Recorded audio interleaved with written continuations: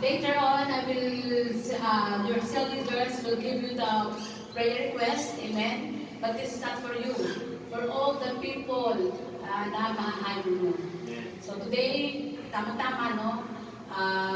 And we will be ready. So until then, mamaya after ng message, we will sing how great is our God.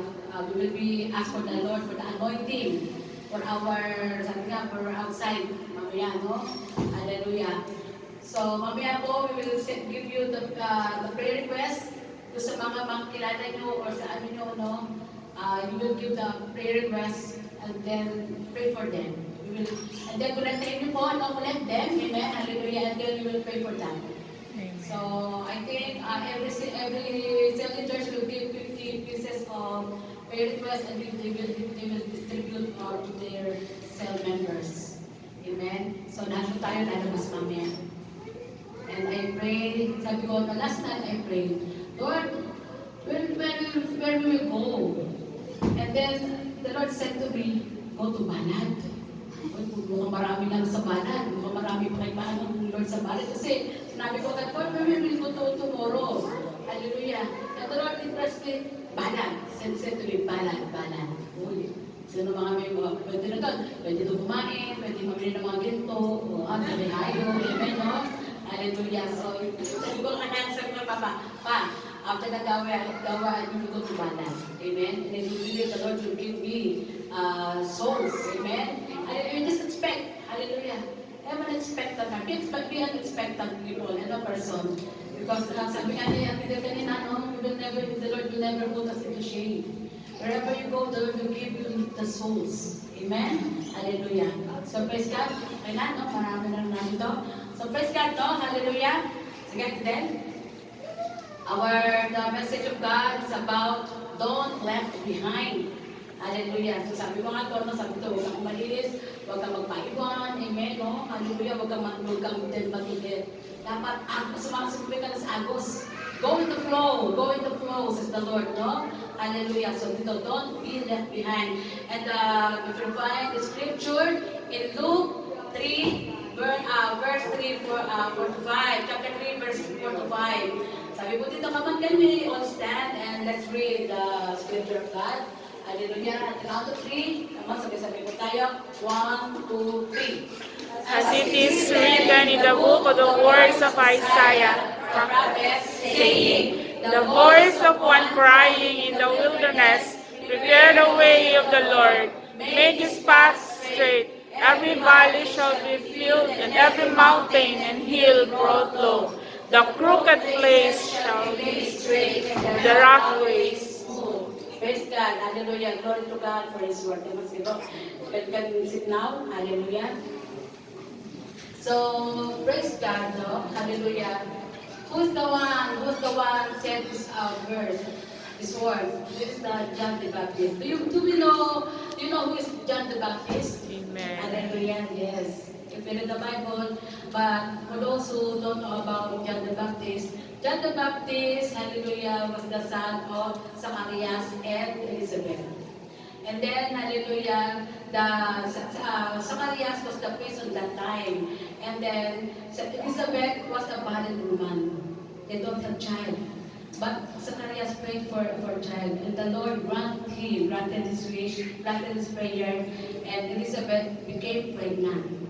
And the Lord said, and when you are pregnant, do not drink any wine or any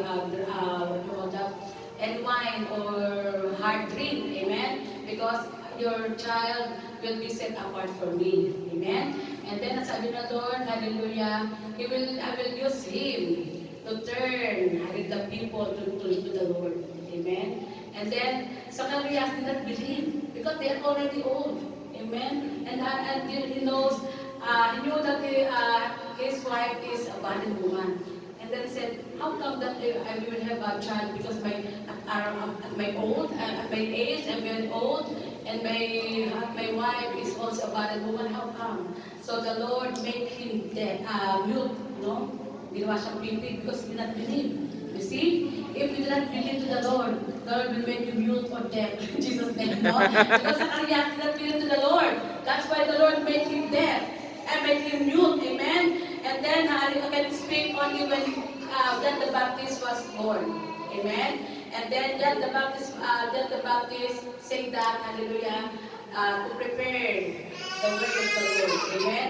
And then, if you remember, last week, Pastora Eva said that John the Baptist was also the one who baptized Jesus Christ in the water. Amen. Amen. So, praise God. So, let's continue. Hallelujah. Sige, Ate Del. Sinabi ko lang po yung ibang agaw kay ano, no? So, the objectives of this lesson is to bring awareness of the end time events so that none should perish. Sabi ko nga, end time, I don't want to have any ano dito because pagtatanong na itong end times, no?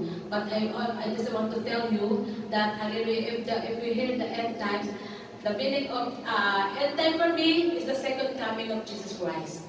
Amen. Where, hallelujah, sabi nga, it is true that in Zechariah 2:14, the earth shall be filled with the knowledge of the Lord as waters covers the sea. Amen. So when the Lord is coming, hallelujah, no more pain, no more problems, no more sicknesses. Amen. Hallelujah. Sabi nga, paganda ng paganda ang mundo. Amen. At sabi nga, no, hallelujah, yung ibang end time events, sinasabi dito, the besiege of Jerusalem during 17th century. Ito yung pagbagsak ng Jerusalem, pero tapos na po yun.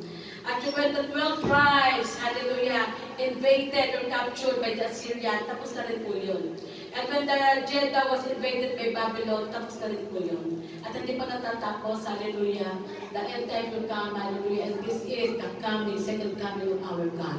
Amen? And sabi nga po, the second coming of our God, according to 1 Corinthians 15:24-25, then the end will come and hands over the kingdom, hallelujah, to God, the Father, after he has destroyed all dominion, authority, and power. For he must reign until he has put all his enemies under his feet. All the enemies, hallelujah, will be defeated by our God under his feet. Do you believe in that? It's true. Amen. And then sabi dito sa, hallelujah, sa Romans 8:21, it is the Bible, if you can read. At that time, the universe will not continue to become worse. Amen? And become worse and worse as it does now. It will become free to enjoy great things from God as God's children are also free. Amen. So when God is coming and the second coming of our God, we are all free. We will have freedom from everything. No more chains. No more chains of poverty. No more chains of sicknesses. In the mighty name of Jesus, hallelujah, the Lord will make us, will give us freedom in Jesus' name. So hallelujah, and that we believe all of us know about this, so no one should perish. And number two, to prepare the character of leaders and emerging leaders for the work of the ministry.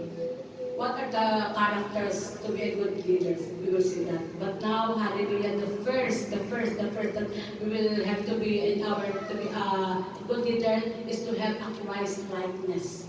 And I do believe all of us here are Christ likeness. Amen? Amen? Amen. Akala ko yun na hindi na sinasabi ko mga sinagutin. Hallelujah. So praise God. Hallelujah. Great Commission. Sabi nga, no, we, in the Lord, we had embarked the true discipleship process and responsibilities that the Lord had in mind in Matthew 28, verse 18-20. Hallelujah, ano ba sinasabi dito sa Matthew? Sabi po dito, and Jesus came and spoke to them, saying, all authority is given to me in heaven and on earth. Go therefore and make disciples of all nations, baptizing them in the name of the Father and the Son and the Holy Spirit, teaching them to observe or obey all things that I have commanded you, and lo, I am with you always, even the end of the age. Hallelujah. So mamaya, hallelujah, we'll go out. Hallelujah. If you meet someone who don't know about Jesus Christ, baptize them in the name of the Lord. Amen. In the name of, hallelujah, the Father, the Son, and the Holy Spirit. Amen. And pray for them. Pray for them. Hallelujah. Hallelujah. Sabi nga, do not fear to go outside. Do not fear to share the word of God wherever you go. Hallelujah. Because I do believe that the Lord is with you. The Lord will give you the anointing. And the Lord said, hallelujah, I will give the power and authority. Hallelujah, just like Him. Because we are the Son of God. Amen? So mamaya, do not fear. Do not shame. Hallelujah. Do not afraid to preach the gospel wherever you go. The The Lord will give you the wisdom. The Lord will give you the anointing. Huwag kayong sabi, "Naku, hindi ko kaya. Naku, nahiya ako." No. Remove that. Remove that. Hallelujah. Hallelujah. The Lord will give you the confidence. And He will give you the word. Amen. Hallelujah. You will not be the one to speak. The Amen. Lord will be the one to speak for them. Amen. And the Lord will use you as an instrument. Amen. Just Lord, give me, just pray, Lord, give me the wisdom.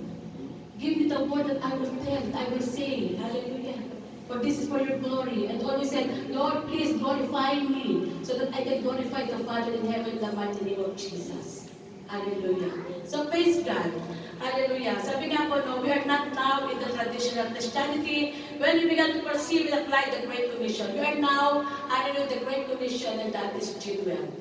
Before, hallelujah, and I, as a part of traditional Christianity, because before,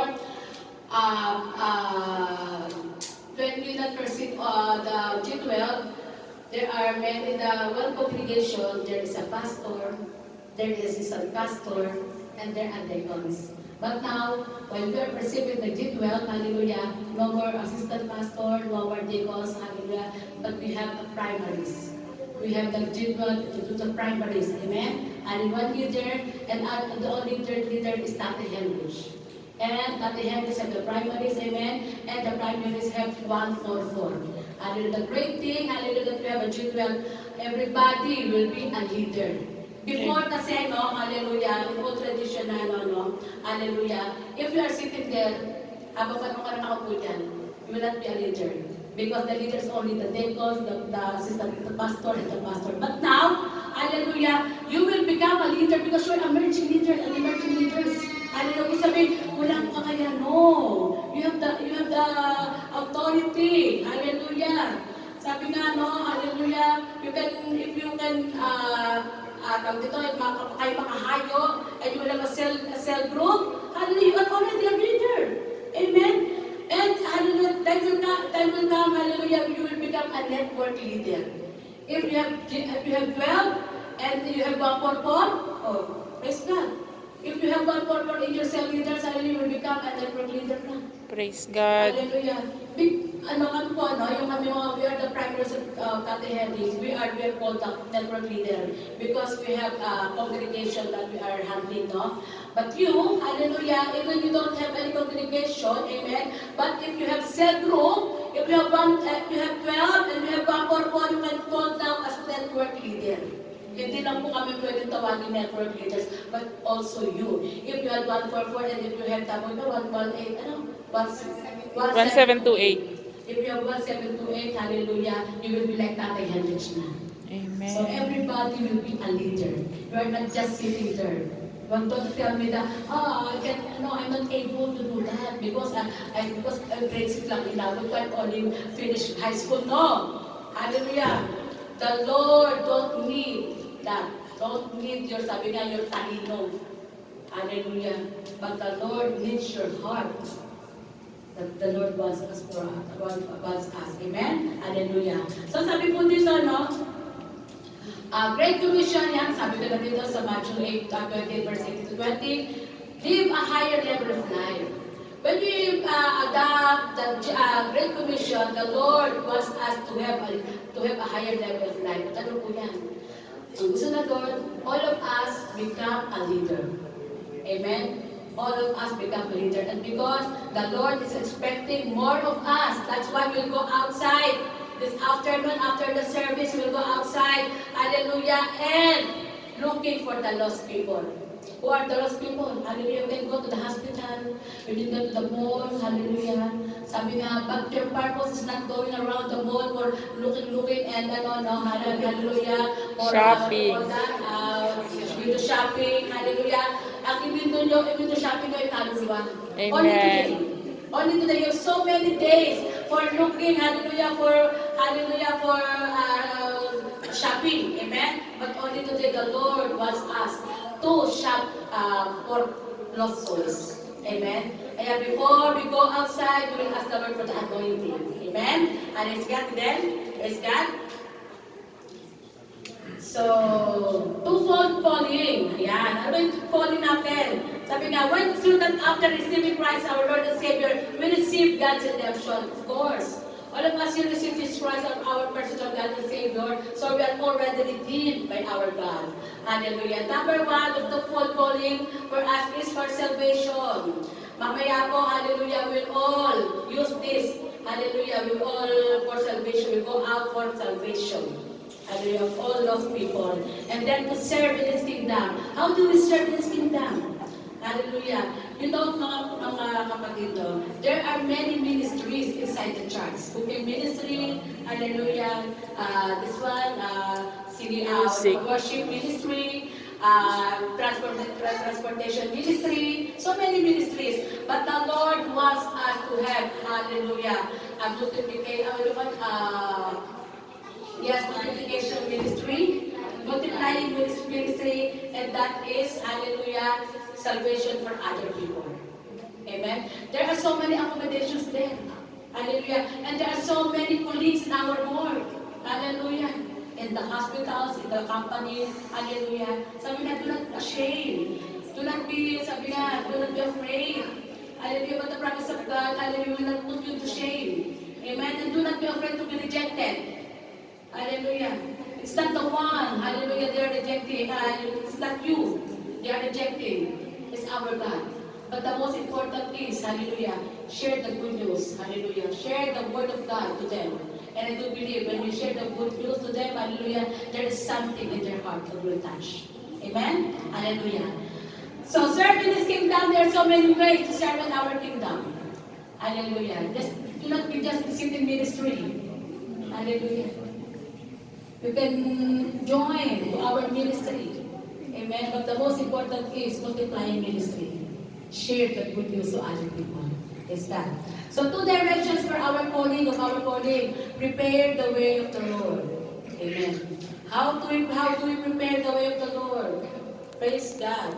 Hallelujah. Pero sabi dito, no? And serving or ministering to the other people requires qualities of Christ likeness. Otherwise, cannot serve effectively and acceptably. It's true. If you don't have a Christ likeness in your hallelujah, sa sarili mo, no? If you feel napagod ka, sasabihin mo, oh, I'm fed up. Ayoko na. Aayaw ka. Mag-burden ka. Hallelujah. Mag-burn out ka. Hallelujah. But if you have Christ likeness, it's okay. Okay lang, ako'y magbugas lagi ng plato, okay lang magbugas na, I'm washing all the dishes, I'm washing all the casseroles there, I'm cleaning here, I'm cleaning outside, hallelujah. Hindi ka mag-burn out. Because you have the Christ likeness. Because Christ Jesus, hallelujah, came down. Not only we are serving Him, but Jesus came down to serve also. Amen. Hallelujah. That's why He gave His life for us. Hallelujah. That's why we are now free from any sicknesses, from any bondage, from any curses, because the Lord, when He died on the cross, He already taken all the curses, all the sicknesses, hallelujah, all the poverty in our life. Amen. Hallelujah. So praise God. Sabi po dito, no? Hallelujah. You are called to prepare the way of the Lord in the spiritual wilderness of Christlessness. So mamaya po, we will go to the wilderness. Because you don't know what will happen. But I tell you, mga kapatid, if you go there, hallelujah, if you have Christ likeness, if you have the Spirit of God, hallelujah, wala ka dapat ikatakot. There's nothing to worry about, there's nothing to afraid of. Amen? Because you have the anointing. Amen? Hallelujah. And sabi po dito, for ourselves in order to be effective in the ministry. How to be effective in the ministry? Sabi po kanina, be obedient. Sabi niya ng ano kanina, no, sa prophecy of from Ate Glory, be obedient, be patient. Amen. Hallelujah. Be submissive. Amen. Hallelujah. In Jesus' name. So, hallelujah. And then sabi po dito, the Lord's move will always be according to our level of preparedness. Are you prepared for going outside this afternoon? Are your hearts prepared? Are your mind prepared? Amen. Are your body prepared? Amen. Praise God. Are your spirit prepared? Amen. Praise God. So no more. Hallelujah. Wala kang dapat itatakot and to believe, we will claim the victory. Amen? Palapakan natin ang Lord. Hallelujah. Sabi nga, no, if we encounter difficulties, it does not mean the strategies do not work. Huwag ka mag-alala. Sabi nga, ano ba nakakaranas ka ng mga difficulties, huwag mo isipin ng strategies mo ay hindi nag-work. Hallelujah. It is our failure to comply with the Lord's expectation. What's the expectation of God from you? Hallelujah. The Lord expecting for more souls. Hallelujah. So if you are, hallelujah, if the Lord asks you, come on, Jen, okay, I want you to bring me souls 20 today. O, sabi mo sa Lord, Lord, please help me. Give me the souls, amen. Give me. And give me the, sabi nga, guide me. Hallelujah, tell me where I come, where I will go. So that I can have 20 souls, amen. So kapag makapag-bargain ka sa Lord, hallelujah, so Lord, makapag-bargain ka sa Kanya. Hallelujah. Kasi, this is for the glory of God eh. Huwag ka mahiyang makapag-bargain sa Lord. Pag inangingi ang Lord sa iyo na soul, oh Lord, help me. Give me the source. Amen, no? And give me the money. Halit ko, yung malayo ko, gutom. How can I help him, no? Baka sabihin, nagugutom po ako, sister. Sige, pag-break ka na lang kita, kasi tayo na kayo. Hallelujah, no? Eh, dapat namaya, sabi nga, parang si Fernando po, Junior, may bala ka. Huwag tayo maalis ng walang ano. So, I will, hallelujah, pwede nyo lang, okay, magrelo mamaya. Okay, you're gonna bring your watch and make your cell phone silent. Kasi one of the way na pwede mong is you will ask the people that, what time is it now? Yes. Sabi nga icebreaker. Hallelujah. Silence your cell phone. Because siyempre, kung nandito niya, kung nagtatanong sa akin, wala ka pa cellphone, wala ka bang gano'n, well, pag nandito, wala. Amen, no? So, they can answer you. Oh, that's the time. Ask him more about his family, about their family. Hallelujah, sasagot na yan. Hallelujah. And then, if you have money, come on, did you want to eat in Jollibee? Come on, hallelujah. It's done. So, mamaya, magdala tayo ng bala. Kung walang bala, magdala mo na ng antena. Joke? Because it's true. We need to help. Yes, of course. Kasi baka yung people, they are hungry. How can you help them? Amen? Hallelujah. So praise God. Amen? So prepare the way of the Lord ourselves and other people. How can we prepare the way of the Lord to other people? Help them to bring to our God. Amen? Because we know, before we know about Jesus Christ, we are in the pit of poverty, we are in the pit of darkness. Same with the people you will meet today. You will meet this afternoon. For those who do not know about Jesus yet. Hallelujah. That's why we will be the one to prepare their way to our God. Amen? Amen. Let's get then. Let's continue. So how we prepare the way of the Lord into our lives? So sabi pa, leadership, self-preparation for service. Hallelujah. So here are the, let's get, number 1, make his path straight. Hallelujah.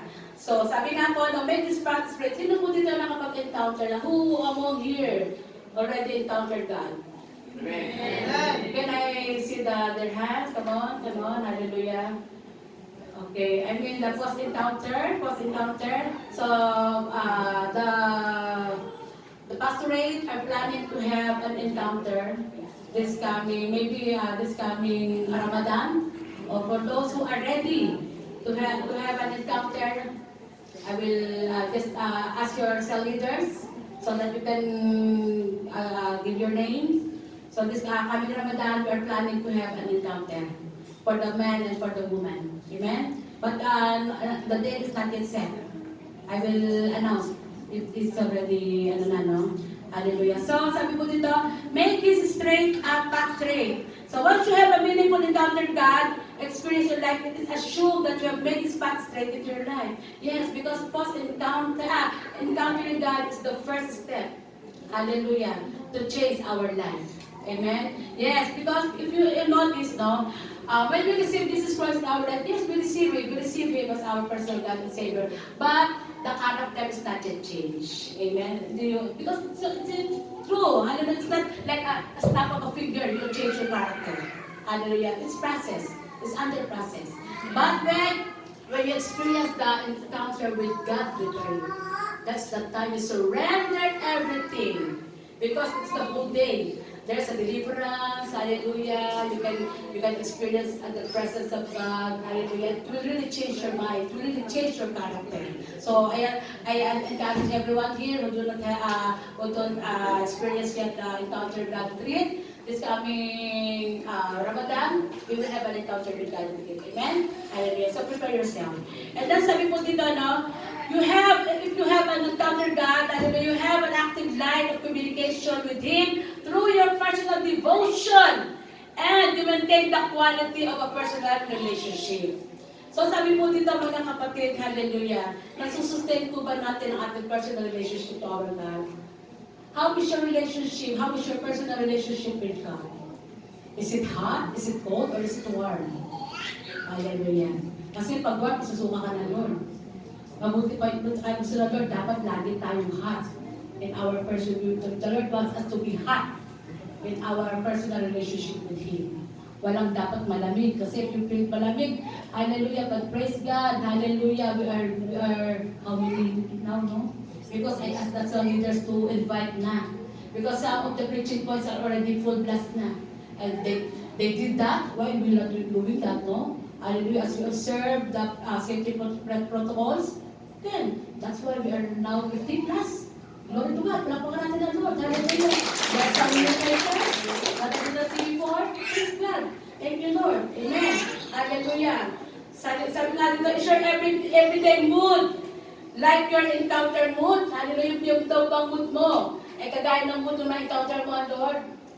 Hallelujah, dapat daw laging ganyan. Kasi when you encounter God, your mood is very lagi ka masaya, you are not masungit, hallelujah, the Christ likeness seeing in you, hallelujah, you're always smiling, hallelujah, you are so sweet, hallelujah, pero pag natapos yan, parang sa buhay mo. Amen, no? So, tadita ka na, lagi ka na ganito, no? But the Lord wants our mood is always like the mood, hallelujah, the first time to encounter our God. Amen? Hallelujah. So, praise God, active life communication, personal devotion, and personal relationship. Who among you are doing their devotion? Amen. Oh, all of you. Two hands are lang, and only say Amen. Praise God. But the Lord wants us to do our devotion. Even you don't do your devotion, even you can write down, hallelujah, just read every day. Amen. One verse every morning before you wake up. Amen. Even you are still in your bed, you can read one verse and meditate it. Amen. It's okay, you cannot write down, you cannot jot down. But it is very important for you to have a verse every day. Amen? Hallelujah. So that you can know the promise of God, the warning, the command. Amen? Hallelujah. And what will you do? Amen? So praise God. Number 2, hallelujah, Kuya DJ.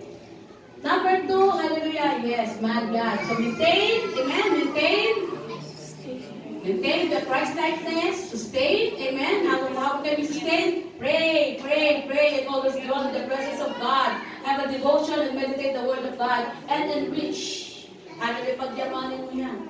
Hallelujah, through prayers. Hallelujah. Sabi nga, mga Muslim nga, how many times they pray? 6 times. Hallelujah, tayo, no? Hallelujah, bakit parang hirap tayo mag-pray? Because when you pray, no, the Lord doesn't say that, okay, when you pray, jump in the building. No! Hallelujah, wherever you are. Even you are in the comfort room, you are in the hall, you can pray. Hallelujah. Pero napakahirap, no? Minsan, no? In Jesus' name. But I do believe, hallelujah, I rebuke that. In Jesus' name. So encounter. Hallelujah. That's why I'm encouraging everyone, hallelujah, for encounter. Sige, kuya, ano? Hallelujah. So everybody should be filled. Hallelujah. Sabi po dito, no? Value represent our basic need for identity. Ano yung identity na yan?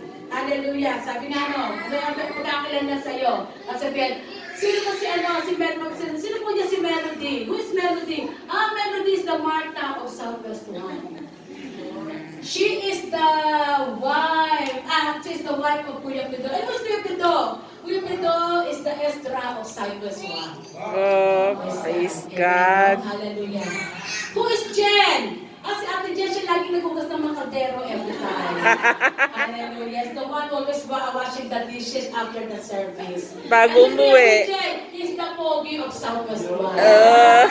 So that is your identity. Amen? So dapat lang sabi nga, we have an identity. Sabi nga, dapat, sino kayo? We have the identity of Christ. Amen. Hallelujah. Because we have the Christ likeness. Si Shiloh, he is the Nanga boy. Si Shiloh. Oo daw. Hallelujah. Si Shiloh kasi yung pag nakanganga, ibang mukha. Pag di nakanganga, ibang mukha. Amen. Ang poging bata, ang bata pula. Amen. Ayun na, nagingay na. Shiloh, palalabasin kita. Ayun na, nagagalit na. So praise God, ang sabi nga ng identity mo, dapat our identity is like Christ identity, Christ likeness. Amen? The image of God we see in us. That is our identity.